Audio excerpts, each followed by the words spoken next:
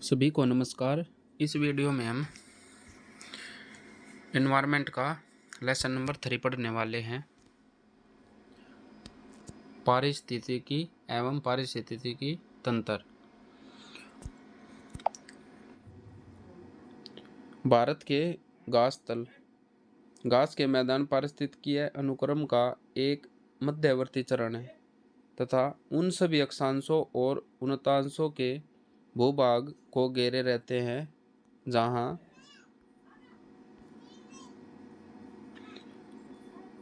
जलवायु और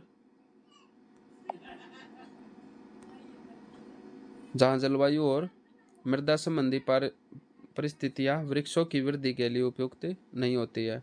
अंटार्कटिका इसका अपवाद है।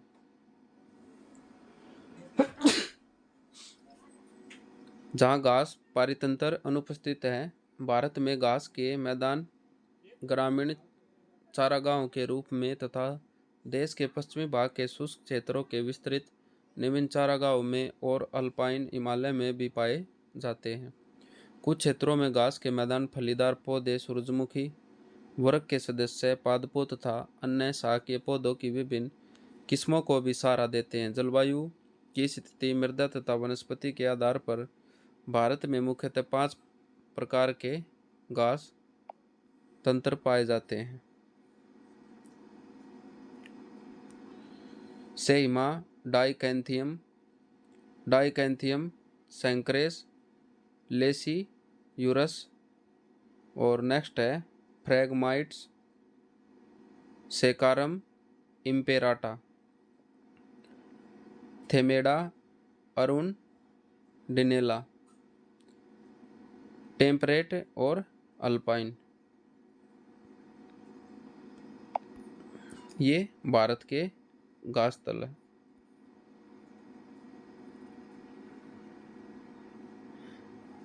स्रोत घास तल एवं मरुस्थल परियोजना के कार्यदल की रिपोर्ट से ये घास तल लिए गए हैं।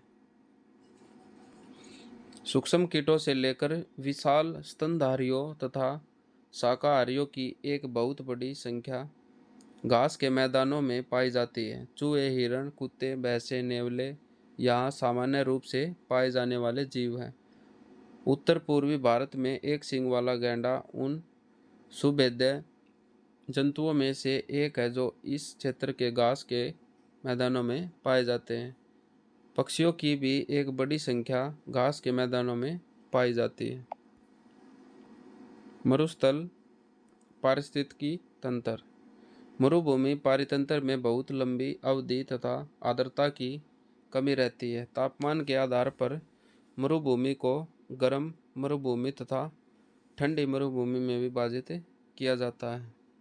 ज़्यादातर मरुभूमि उत्तरी एवं दक्षिणी गोलार्ध के उष्णकटिबंधीय कर्क और मकर रेखा के पास महाद्वीपों के पश्चिमी तट पर 15 से 35 डिग्री अक्षांश पर पाई जाती है।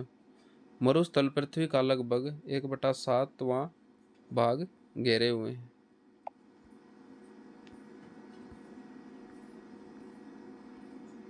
मरुभूमि को 3 वर्गों में वर्गीकृत कर सकते हैं।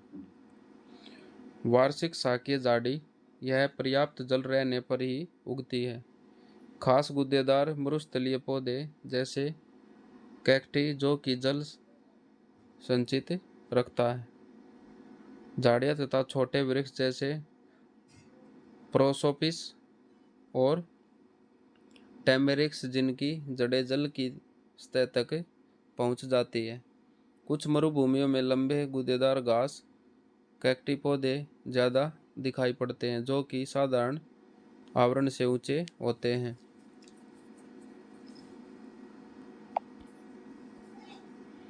मरुस्थलीय पौधों की निम्नलिखित विशेषताएं होती है। ये अधिकतर झाड़ियाँ हैं, इनमें पत्तियाँ नहीं होती और या फिर बहुत छोटी और नुकीली होती हैं। पत्तियाँ तथा तने गूदेदार होते हैं जो जल को संचित रखते हैं। कुछ पौधों के तनों में प्रकाश संश्लेषण के लिए क्लोरोफिल पाया जाता है। जड़ तंत्र सुविकसित एवं बड़े क्षेत्र में फैला रहता है। पादप प्रमुख पादप प्रजातियों में नागफनी, बबूल, यूफोबिया आदि शामिल है। मरुभूमि के जंतु शारीरिक और व्यवहारिक रूप से मरुस्थलीय पारिस्थितिकियों परिस्थितियों के प्रति अनुकूलित होते हैं। ये तेज दौड़ने वाले जीव है। रात्रिचर स्वभाव होने के कारण दिन के समय सूर्य की गर्मी से दूर रहते हैं। ये गाढ़े सांद्र मूत्र का उत्सर्जन करके जल को संरक्षित रखते हैं। जंतु और पक्षी सामान्यतः लंबी टांगों वाले होते हैं, जिससे उनका शरीर गर्म धरातल से दूर रहता है। छिपकलियाँ अधिकतर कीटभक्षी होती हैं और कई दिनों तक बिना पानी के जीवित रह सकती है। शाकाहारी जंतु उन बीजों से पर्याप्त जल प्राप्त कर लेते हैं जिन्हें वे खाते हैं। भारत में मरुस्थल पारितंत्र। राजस्थान का थार मरुस्थल सहारा, अरब और फारस के मरुस्थलों का विस्तार है। यह पंजाब, हरियाणा, राजस्थान से लेकर गुजरात तक फैला हुआ है। थार मरुस्थल को भारत का महान मरुस्थल भी कहा जाता है। विशाल भारतीय मरुस्थल अरावली पहाड़ियों के उत्तर पश्चिमी में स्थित है। यह एक उबड़ खाबड़ भूतल है जिस पर बहुत से अनुदैर्ध्य रेतीले टीले और बरखान पाए जाते हैं। यहाँ पर वार्षिक वर्षा 25 सेंटीमीटर से कम होती है, जिसके परिणाम स्वरूप यह एक शुष्क और वनस्पति रहित क्षेत्र है। यह माना गया कि मेसोजोइक काल में यह क्षेत्र समुद्र का हिस्सा था। इसे और इसकी पुष्टि जैसलमेर के अकाल क्षेत्र में स्थित कास्ट जीवाश्म पार्क में उपलब्ध प्रमाणों से होती है।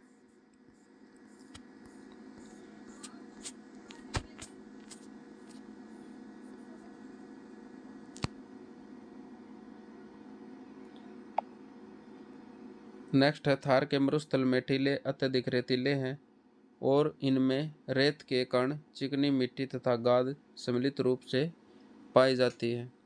रेत के टीले चलायमान होते हैं, इसलिए मरुस्थल में वनस्पति को सहारा नहीं दे सकते। यहाँ केवल कटीले वन तथा शुष्क खुले घास के मैदान पाए जाते हैं। पंजाब तथा हरियाणा से होकर राजस्थान आने वाली इंदिरा गांधी नहर के कारण यहाँ कुछ वनस्पतियाँ पाई जाती हैं। मरुस्थलीय क्षेत्र की मुख्य फसलें बाजरा, ज्वार, गेहूँ और मक्का, जौ आदि हैं। यहाँ मेहंदी, खेजड़ी, इसबगोल तथा गूगल जैसे औषधीय पादप पाए जाते हैं।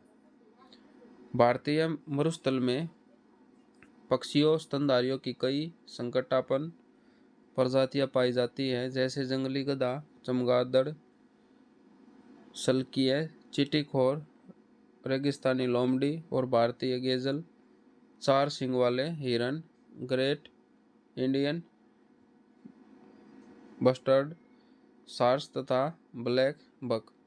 भारत में शीत मरुस्थल हिमालय की श्रेणियों में उत्तर में लद्दाख से लेकर दक्षिण में कन्नौर, हिमाचल प्रदेश तक स्थित है। इसमें लेह लद्दाख, कारगिल, लाहौर और स्पीति के क्षेत्र आते हैं। ये क्षेत्र हिमालय के वृष्टि छाया क्षेत्र में अवस्थित है।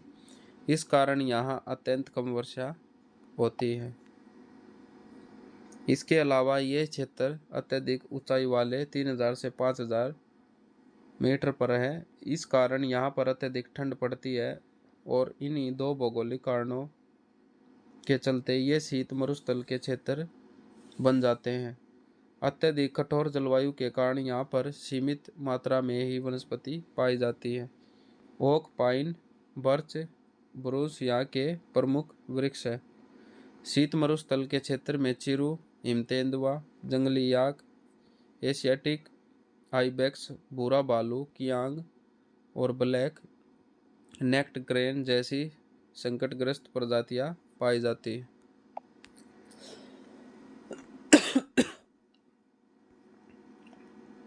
टुंड्रा पारितंत्र। टुंड्रा शब्द का अर्थ है कि बंजर भूमि। ये संसार के उन भागों में पाए जाते हैं जहाँ पर्यावरणीय दशाएं अत्यधिक कठिन होती है। टुंड्रा के दो प्रकार है, आर्कटिक टुंड्रा और अल्पाइन टुंड्रा। इस पारितंत्र में सूर्य प्रकाश का अभाव रहता है। कम से कम 8 महीनों तक धरातल हिमाच्छादित रहता है। वनस्पति विकास का समय 50 दिन से भी कम रहता है। कम से कम 2 वर्षों से हिमीकृत धरातल को परमाफ्रॉस्ट कहते हैं। वितरण। आर्कटिक टुंड्रा उत्तरी गोलार्ध में वृक्ष सीमा के उत्तरी ध्रुवीय हिम आवरण के नीचे एक सतत पट्टी के रूप में फैला हुआ है। यह उत्तरी कनाडा, अलास्का, यूरोपीय रूस, साइबेरिया व आर्कटिक महासागर के द्वीप समूह में फैला हुआ है। दूसरी तरफ दक्षिणी ध्रुव पर अंटार्कटिक टुंड्रा बहुत छोटा है क्योंकि इसका अधिकांश भाग समुद्र से ढका है। पादप वर्ग। आर्कटिक टुंड्रा में शीत की कठोरता तथा सूर्य प्रकाश की कमी के कारण समस्त विश्व की कुल पादप प्रजातियों की मात्र 3% ही यहाँ विकसित हो पाई है। अधिकांश पादप गुच्छेदार होते हैं तथा इनकी ऊंचाई 5 से 8 सेंटीमीटर तक होती है। झाड़ियाँ प्राय उन भागों में विकसित होती है जहाँ पर हिम का ढेर उन्हें तेज चलने वाली हवाओं से बचा सके।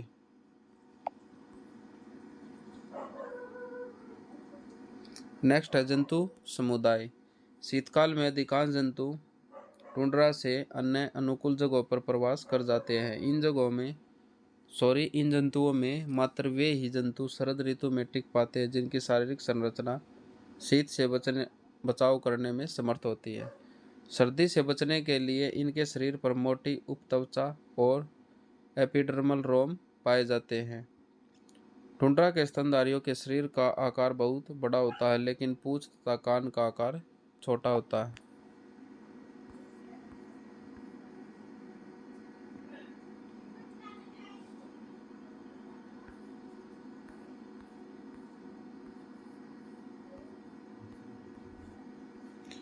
ताकि उनकी पृष्ठीय सतह से ऊष्मा की हानि को रोका जा सके। तापरोधन के लिए उनका शरीर फर से ढका रहता है। कीटों का जीवन चक्र अल्प होता है और टुंड्रा प्रदेश के जंतुओं में ध्रुवीय भालू, रेडियर सील, वालरस, कारीबू, कस्तूरी बैल, आर्कटिक लोमड़ी, लेमिंग व गिलहरी आदि शामिल हैं। जलीय पारितंत्र।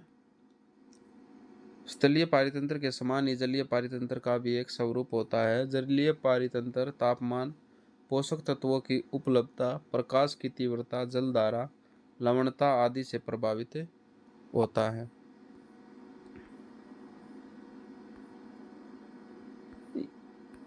जलीय पारिस्थितिकी तंत्र।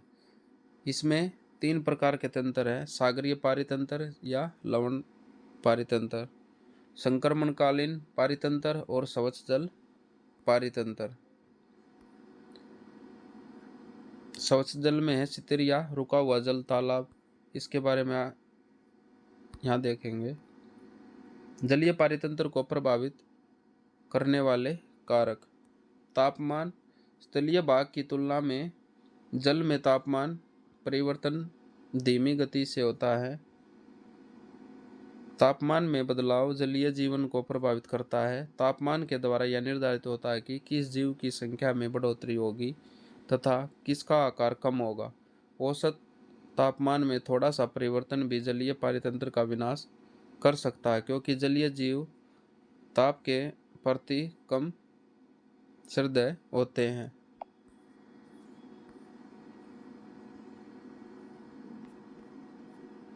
नेक्स्ट है सूर्य का प्रकाश। सूर्य का प्रकाश, पहला तापमान होगा, दूसरा सूर्य का प्रकाश। सूर्य प्रकाश का जलीय पारितंत्र में महत्वपूर्ण योगदान होता है। जैसे जैसे जलीय तंत्र की गहराई में जाते हैं सूर्य का प्रकाश कम हो जाता है और 200 मीटर के बाद प्रकाश बिल्कुल समाप्त हो जाता है। इसलिए इसे प्रकाशीय क्षेत्र व अप्रकाशीय क्षेत्र में बांटा जाता है। प्रकाशीय क्षेत्र में प्रकाश संश्लेषण व श्वसन क्रिया दोनों संपन्न होती है। अप्रकाशीय क्षेत्र गहराई वाला क्षेत्र होता है और इस क्षेत्र में रहने वाले प्राणी अवसादों पर ही निर्भर रहते हैं। इस क्षेत्र में केवल श्वसन प्रक्रिया संपन्न होती है। नेक्स्ट है लवणता। जलीय पारितंत्र को प्रभावित करने वाले कारकों में लवणता प्रमुख है। जलीय पारितंत्र को लवणता के आधार पर भी विभाजित किया जाता है। लवणता का प्रभाव उस पारितंत्र के प्राणीजात व पादप जात पर पड़ता है। विभिन्न जलीय पारितंत्रों में पाए जाने वाले जीव जंतुओं व पादपों में भिन्नता होती है। जल में घुलित ऑक्सीजन। स्वच्छ पानी में घुलित ऑक्सीजन की सांद्रता को 0.0 डिग्री सेल्सियस पर लगभग 14.6 mg पर लीटर से निरूपित किया जाता है। स्थलीय पारितंत्र की तुलना में जलीय पारितंत्र में लगभग 150 गुना कम ऑक्सीजन उपलब्धता होती है। जलीय पारितंत्र में ऑक्सीजन वायु द्वारा एवं पौधों द्वारा प्रकाश संश्लेषण की प्रक्रिया से पहुंचती है। गर्म पानी में ऑक्सीजन कम घुलनशील होती है। यदि जलीय पारितंत्र में घुलित ऑक्सीजन की मात्रा में कमी होती है तो जलीय जीव जंतु मरने लगते हैं। पोषक तत्व। जलीय पारितंत्र पर पोषक तत्वों का गहरा प्रभाव होता है। जलीय पारितंत्र के लिए पोषक तत्वों की एक संतुलित मात्रा का होना आवश्यक है। अत्यधिक पोषक तत्वों की वृद्धि से सुपोषण की समस्या उत्पन्न होती है। सागरीय पारितंत्र। सागर पृथ्वी का लगभग 71% भाग घेरे हुए हैं और इसकी औसत गहराई लगभग 4000 मीटर है। अलवणजलीय नदियां अंत में सागर में गिरती है। सागरीय पारितंत्र। खुला समुद्र और बैरियर द्वीप तटरेखा प्रवाल भित्ति।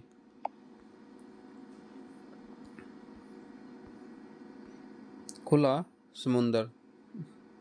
सागर पारितंत्र की कुछ विशिष्ट विशेषताएं होती है जो इसे स्थलीय पारितंत्र से अलग बनाती है। समुद्री पारितंत्र में आहार श्रृंखला, सूर्य प्रकाश, ऑक्सीजन व कार्बन डाइऑक्साइड की सुलभता, लवणता, पोषक तत्वों की उपलब्धता आदि पर निर्भर करती है। ये सभी कारक सागर की ऊपरी सतह पर उपलब्ध होते हैं। प्रकाश की तीव्रता गहराई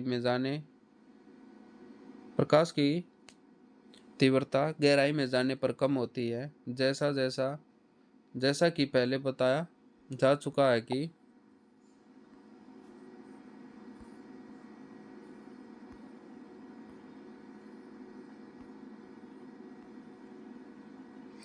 दो 200 मीटर के मंडल को प्रकाशित तथा उससे नीचे के क्षेत्र को अप्रकाशित क्षेत्र कहते हैं। प्रकाशित मंडल में प्राथमिक उत्पादक प्रकाश संश्लेषण द्वारा कार्बनिक पदार्थों का संश्लेषण करते हैं। फाइटोप्लैंक्टन व हरे पौधे।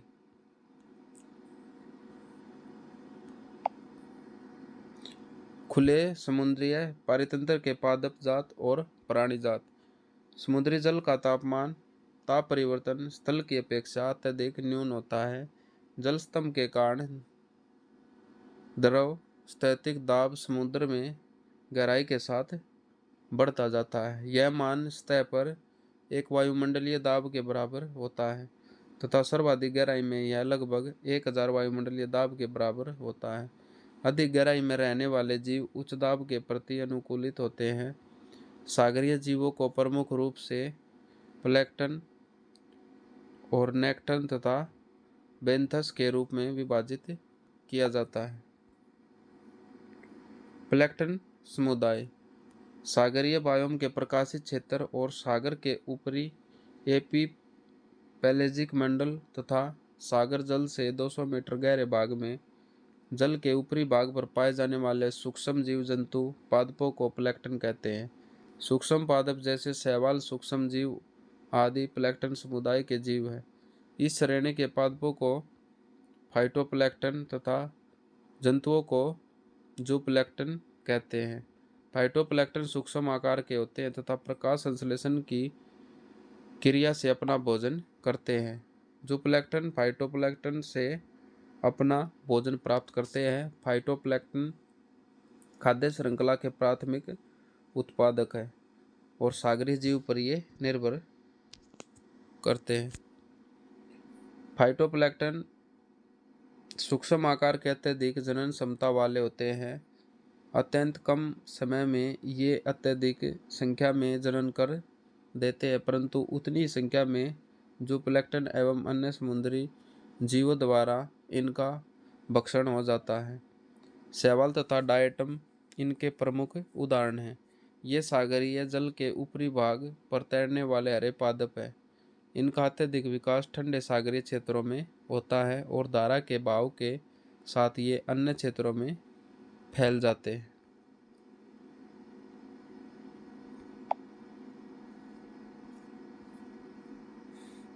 इनका विकास तीव्र होता है कि ये बहुत जल्द ही सागरीय जल के आवरण को ढक देते हैं। ये प्राय स्वपोषी पादप होते हैं जो प्रकाश संश्लेषण के द्वारा अपना भोजन खुद बनाते हैं। गोयालाक्स एवं जिम्नोस्पर्म प्रजाति के पादपों में अत्यधिक तीव्रता के साथ संख्या में वृद्धि होती है, जिससे लाल भूरे रंग के पौधों का आधिक्य हो जाता है। इस प्रजाति का विकास गर्म समुद्री जलीय क्षेत्रों में होता है। पादप प्लैंक्टन प्रजाति में कुछ बैक्टीरिया प्रजातियां भी शामिल है जो गर्म एवं शीत दोनों ही जलीय क्षेत्रों में पाई जाती है। ये पादप बैक्टीरिया प्राय प्रकाशित मंडल में ही पाए जाते हैं, क्योंकि ये अन्य जीवों पर आश्रित होते हैं। पादप बैक्टीरिया सागर तटीय क्षेत्रों में भी भारी मात्रा में पाए जाते हैं। नेक्स्ट है जूप्लैंक्टन। जूप्लैंक्टन सागरीय जंतुओं का जीवन रूप है। सागर में 1 मिलीमीटर से लेकर कई मीटर तक के जीव पाए जाते हैं, जो पोषण स्तर के आधार पर अलग अलग होते हैं। इनमें से कुछ मांसाहारी, कुछ शाकाहारी और कुछ अवसादपोषी जंतु होते हैं। शाकाहारी जूप्लैंक्टन फाइटोप्लैंक्टन पर निर्भर होते हैं। जूप्लैंक्टन फाइटोप्लैंक्टन द्वारा अपना पोषण प्राप्त करते हैं। इन सूक्ष्म जूप्लैंक्टन को खाकर बड़े मांसाहारी जंतु प्लैंक्टन अपना पोषण करते हैं। कुछ जूप्लैंक्टन अपने आरंभिक काल में सतह पर रहते हैं तथा बड़े होने पर जूप्लैंक्टन नेक्टन एवं बेंथस की श्रेणियों में आ जाते हैं। कोपोड एक प्रमुख जूप्लैंक्टन है जो अत्यधिक संख्या में पाया जाता है। नेक्स्ट है समुद्री घास।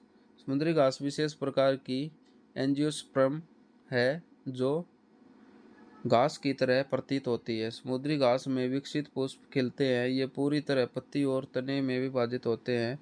ये समुद्र के शांत, हल्के तथा दलदली तटीय क्षेत्रों में पाई जाती है। लवणीय जल में रहने वाले पादप समूहों में ये एकमात्र समूह है। ये भारत के तमिलनाडु राज्य के दक्षिण पूर्वी तटीय क्षेत्र, लक्षद्वीप एवं अंडमान और निकोबार द्वीप समूह क्षेत्रों में पाई जाती है। तमिलनाडु एवं लक्षद्वीप के तटीय क्षेत्रों में लवणता अधिक होने के कारण समुद्री घास की प्रचुरता है। समुद्री घास भौतिक रूप से अत्यधिक लाभदायक होती है। ये धाराओं की गति, आवेग को कम करती है, जल से अवसादों को अलग करती है। ये तटीय क्षेत्रों पर अवसादों के स्थायित्व को भी बढ़ाती है, जिससे अपरदन कम होता है। प्रवाल भित्ति एवं एस्चुरी क्षेत्रों में समुद्री घास पोषक तत्वों के सिंक के रूप में कार्य करती है। यह रासायनिक अवसादों को पोषक तत्वों से अलग कर समुद्री पर्यावरण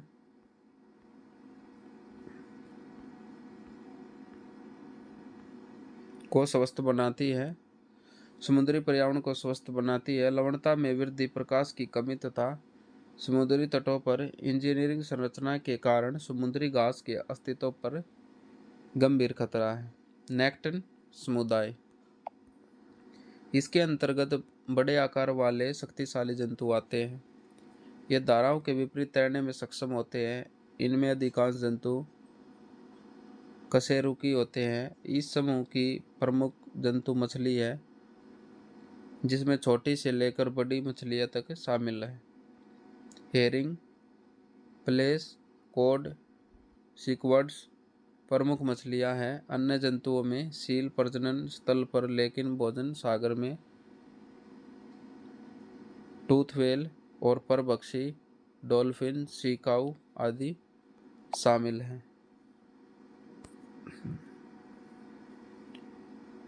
नेक्स्ट है बैथिक समुदाय। इस समूह में सागर के तल के समीप रहने वाले पादप व जंतु आते हैं। इन जंतुओं में अधिक विविधता पाई जाती है तथा इनकी कुल प्रजातियां सागरीय जंतुओं की समस्त प्रजातियों का लगभग 16% है। इस वर्ग के प्रमुख पादपों में सीवीड्स, बड़े शैवाल, जोस्टेरा, टर्टल, घास व खरपतवार शामिल है। पेंथेस समूह में कड़े खोल में रहने वाले जंतु अधिक है। बाइवेल, मुजेल, ऑयस्टर, स्टारफिश, शॉक, शार्क, ऑक्टोपस और टैग फिश आदि बेंथेस जंतु हैं। नेक्स्ट है बैरियर द्वीप पारितंत्र। बैरियर द्वीप पारितंत्र जैव विविधता के प्रमुख स्रोत है। सागर में मृदा के अवसाद से इनका निर्माण होता है। बैरियर द्वीप का निर्माण एक जटिल प्रक्रिया है। हिमयुग की समाप्ति के साथ ही इनके निर्माण की प्रक्रिया प्रारंभ हुई। बैरियर द्वीप तटीय क्षेत्रों को तूफान, सुनामी आदि से बचाते हैं।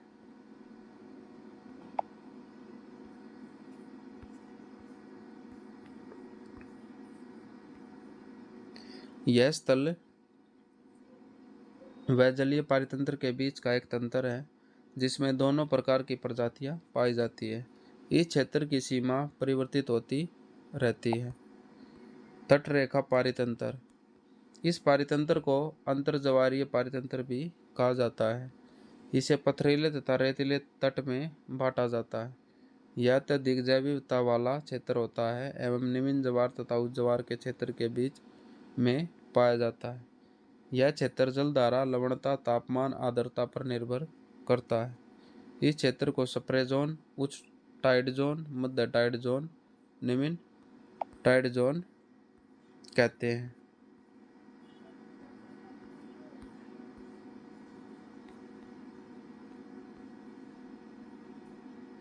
इस पारितंत्र में बाइवेल्वस, ब्रिटल स्टार और क्लैम, केकड़ा, हर्मिट, क्रैम, लिम्पेट, ऑयस्टर, सी स्टार, स्टारफिश, जंतु पलको, घोंघा आदि पाए जाते हैं।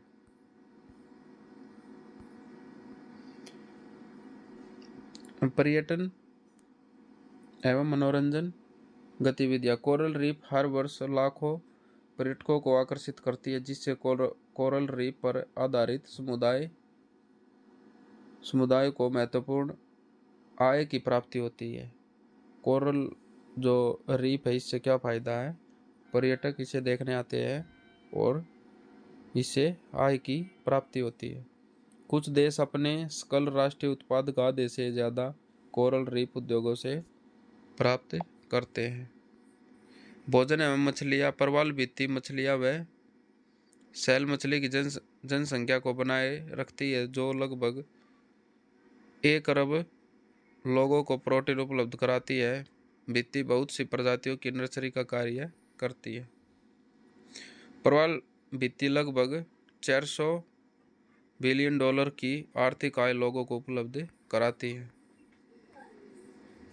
औषधीय उपयोग। कोरल रीफ प्रजातियों द्वारा नई चिकित्सीय, यौगिक एवं प्रौद्योगिकी प्राप्त हो रही है, जो गंभीर बीमारियों के इलाज में काम आ रहा। आधे से ज़्यादा कैंसर दवा अनुसंधान केंद्र समुद्री जीवों पर ध्यान केंद्रित कर रहे हैं। तटीय सुरक्षा। कोरल रीफ प्राकृतिक तरंग अवरोधक की तरह कार्य करता है, जो कि तटीय समुदाय एवं तटों को तूफान से होने वाली स्थिति से बचाता है।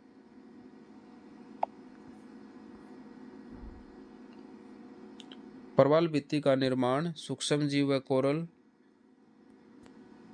पॉलिप द्वारा होता है। कोरल पॉलिप का चूना पत्थर कंकाल समय के साथ तैयार होता है, जो कि जटिल रीफ आवास का निर्माण करता है, जो कि विश्व के सबसे उच्च समुद्री जैव विविधता को समर्पित करता है।